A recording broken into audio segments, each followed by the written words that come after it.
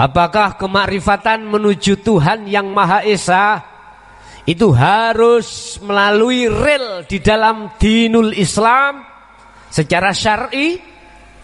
Untuk menjawab pertanyaan yang kedua, tidak juga. Tidak juga.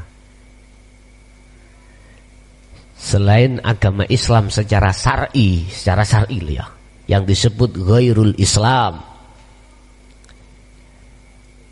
itu kalau memang hatinya betul-betul sudah sampai pada akad, maka pastilah dialah sebagai kekasih Allah. Pertanyaannya gini, apakah di dalam agama ghairul Islam itu diajarkan tentang dinul haq? Diajarkan tentang ilmu tauhid, ilmu yang mengesakan pada Tuhan. Perkara nyebut Allah, perkara nyebut Allah, iku jeneng wis ngene. Ini kalau di Indonesia disebut kaca, di Inggris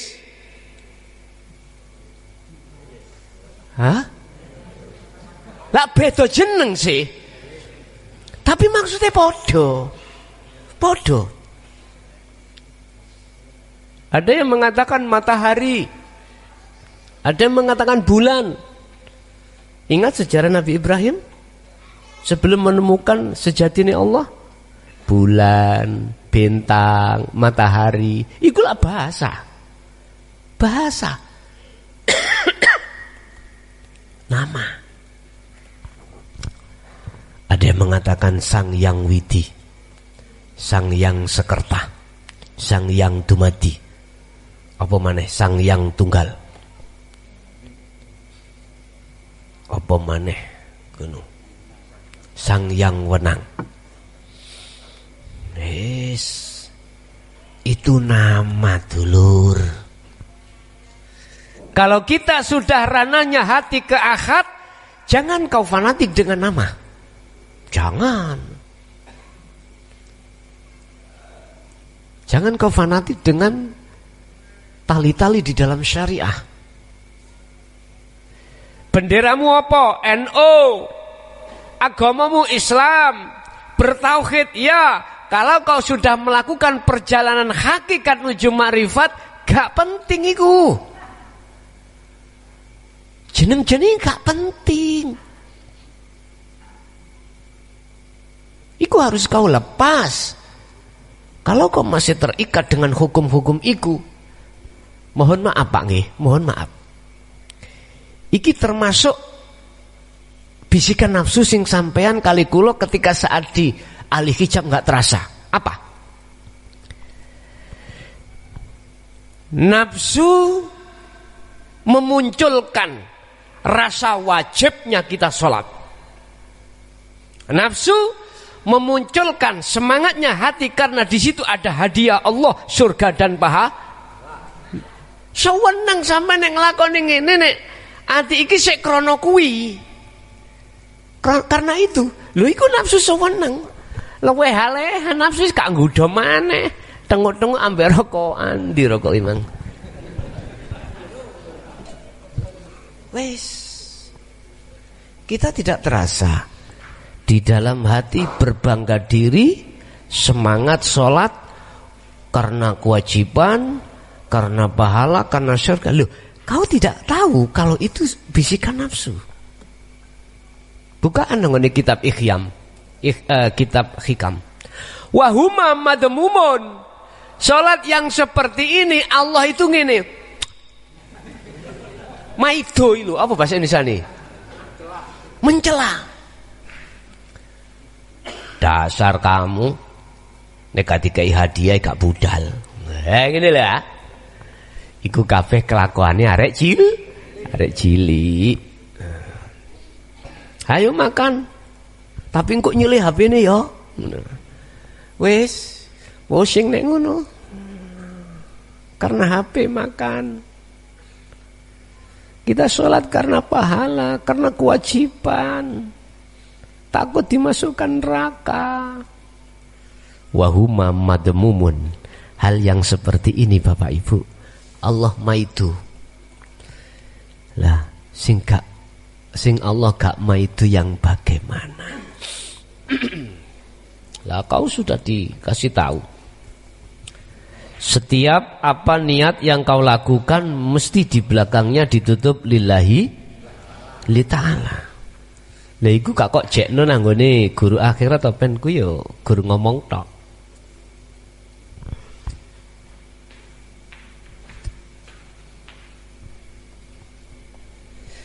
Jekno karepe lillahi ta'ala iku ya apa? Maksudnya lillahi ta'ala itu bagaimana? Secara lugat karena Allah. Artinya hati yang sudah sampai pada Allah itu hati tidak mengakui kalau itu sholatnya hamba. Justru dalam hatinya sholatku Allah. Paham ya? Jadi orang-orang secara zahir walaupun agamanya itu tidak Islam, secara zahir loh ya, tapi tatkala hatinya itu bertauhid pada Allah, pada Tuhannya, mengesahkan Allah dan sudah esa, dia pasti akan di surga. Buka dalam surah Al-Baqarah.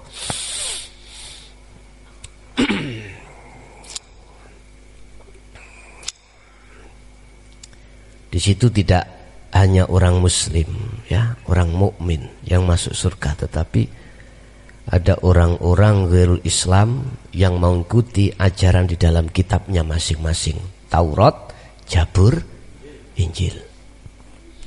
Bapak Ibu, kita mengatakan bahwasanya selain Al-Quran itu sekarang palsu, dari mana? Kita sudah tahu aslinya tak? Kok ngomong iku palsu? Berbagai macam komentar.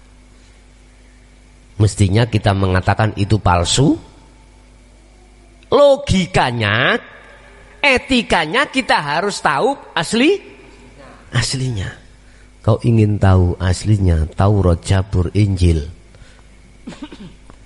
masuklah kau di dalam Al-Quranul Qadim yang kesemuanya itu merangkum. Dilarang hati ini, roh ini bersenang-senang terhadap selain Allah. Wes titik. Dilarang niku. Satu sisi anik butullaha, dianjurkan hati ini untuk bermahabbah atau menghadap kepada hidup atau Allah. Intinya mek ngono tok.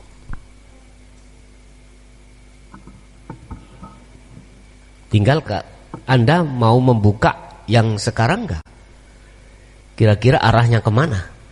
Tidak pernah Allah berfirman terhadap Yakub, terhadap Musa, terhadap Ibrahim, terhadap siapapun yang isinya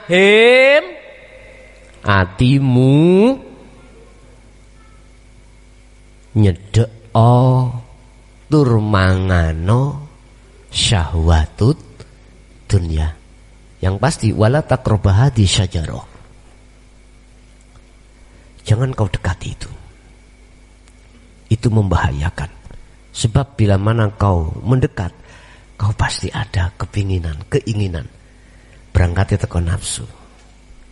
Sopo sing nyedek mongko bakal kepingin. Siapa yang mendekat, dia pasti akan terkepingin. Apa? Kepingin, pasti mempunyai satu keinginan. Lah, keinginan ini diteruskan, pasti kau akan merasakan. Kalau kau sudah merasakan, kau akan terus ingin terus. Sampai kapan? Hatta zurtumul maqabir, sampai kau mati pun terus seperti itu. Baik di Quran, di Taurat, Zabur, Injil, semuanya gitu. Inti firman Allah melarang hati atau ruhmu menyembah berhala.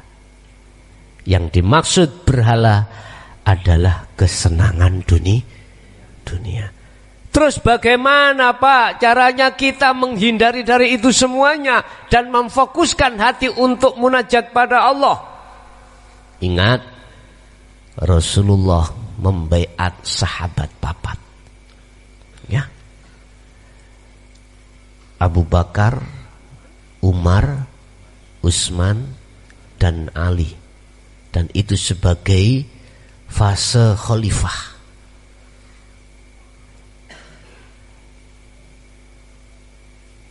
Intinya, sibukkanlah hatimu untuk berbicara dengan Allah, walaupun secara fisik jasadmu berbicara selain Allah, karena Allah juga di situ. Ngadep ngulon Allah, ngadep ngetan Allah, ngadep ngalor, ngadep ngulon, ngadep mendukur, ngadep menisor, turu melek lah, ya wis, ya ngarep penoi lho Pak.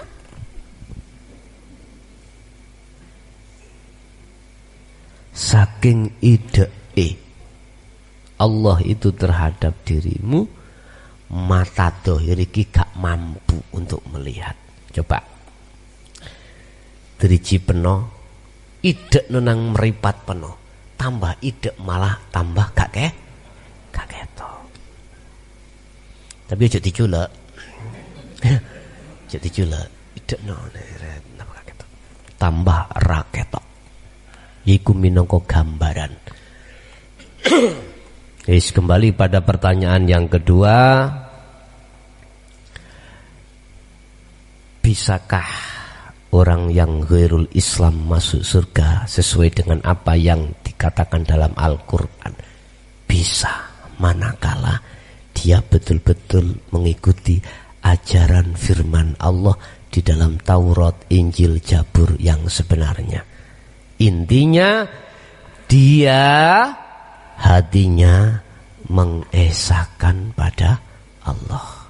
Makanya Undang-Undang Dasar 45 Indonesia dibuka pertama ketuhanan yang Maha Esa. Ini nggak boleh dirubah. Tetapi ada gerakan-gerakan yang ingin ngubah. Wis, mbuh iku ya apa iku ceritane. Sing jelas iku panca iku 5. Pertama iku apa?